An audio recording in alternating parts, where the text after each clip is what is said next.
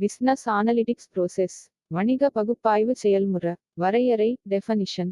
Business analytics என்பது ஒரு நிறுவனத்தின் தரவுகளை டேட்டா சேகரித்து ஆய்வு செய்து அவற்றின் மூலம் சரியான வணிக முடிவுகளை எடுக்க உதவும் ஒரு முறையாகும். வணிக பகுப்பாய்வின் செயல்முறை ப்ரோசெஸ் ஆஃப் பிசினஸ் அனலிட்டிக்ஸ். 1. தரவு சேகரிப்பு டேட்டா கலெக்ஷன்.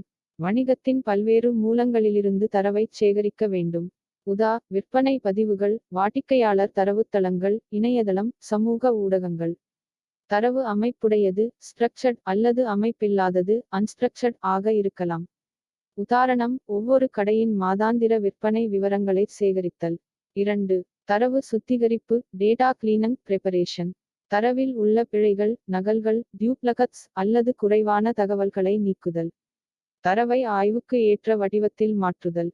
உதாரணம், சில விலை விவரங்கள் விடுபட்டிருந்தால் அவற்றைச் சேர்த்தல் அல்லது திருத்துதல். 3. தரவு பகுப்பாய்வு டேட்டா அனாலிசிஸ். புள்ளியியல் ஸ்டாட்டிஸ்டிக்கல் கணித மாத்தமாட்டிக்கல் அல்லது கணினி வழி கம்ப்யூட்டேஷனல் முறைகளை பயன்படுத்தி மாதிரிகள், போக்குகள், ட்ரெண்ட்ஸ் ஆகியவற்றை கண்டறிதல். இது 4 வகைப்படும். டஸ்கிரிப்டிவ் அனலிட்டிக்ஸ். என்ன நடந்தது? Diagnostic analytics. ஏன் நடந்தது? Predictive analytics. என்ன நடக்கலாம்? பிரெஸ்கிரிப்டிவ் அனலிட்டிக்ஸ். என்ன செய்யலாம்? உதாரணம், எந்த பொருட்கள் எந்த மாதங்களில் அதிகம் விற்பனையாகின்றன என்பதை அறிதல். 4. தரவு காட்சிப்படுத்தல் டேட்டா விஷுவலைசேஷன். வரைபடங்கள் சார்ட்ஸ், வரைபட அட்டவணைகள், கிராஃப்ஸ், டாஷ்போர்ட்ஸ் மூலம் தகவலை எளிதாக காட்டுதல்.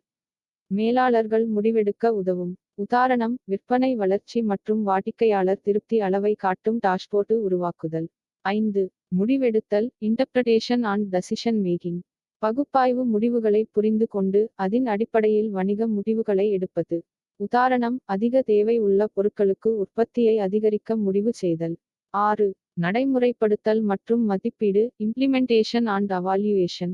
முடிவுகளை வணிகத்தில் நடைமுறைப்படுத்துதல். அவை எதிர்பார்த்த பலனை தருகிறதா என்பதை கண்காணித்து மதிப்பிடுதல்.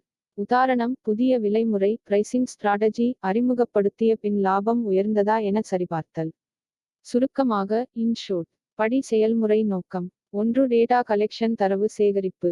2. டேட்டா கிளீனிங் தரவு சுத்திகரிப்பு. 3. டேட்டா அனாலிசிஸ் தரவு பகுப்பாய்வு. 4. விஷுவலைசேஷன் விளக்கமான காட்சி. 5. டெசிஷன் மேக்கிங் முடிவெடுத்தல். 6. இம்ப்ளிமெண்டேஷன் நடைமுறைப்படுத்தல் மற்றும் மதிப்பீடு.